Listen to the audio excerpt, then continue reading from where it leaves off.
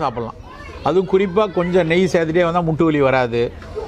பொதுவாக நாங்கள் வந்து சித்த மருத்துவத்தில் எண்ணெய் வெண்ணெய் நெய் எல்லாமே உடலினுடைய நெய்ப்பு தன்மைக்கு நல்லதுங்கிறோம். சைனோவியல் அந்த ஃப்ளூயிடு நல்லா இருக்கிறதுக்கு, எலாஸ்டிசிட்டி நல்லா இருக்கிறதுக்கெலாம், டிஸ்க் ட்ரைனஸ்லாம் வராமல் இருக்கிறதுக்கெலாம் நல்லதுங்கிறோம்.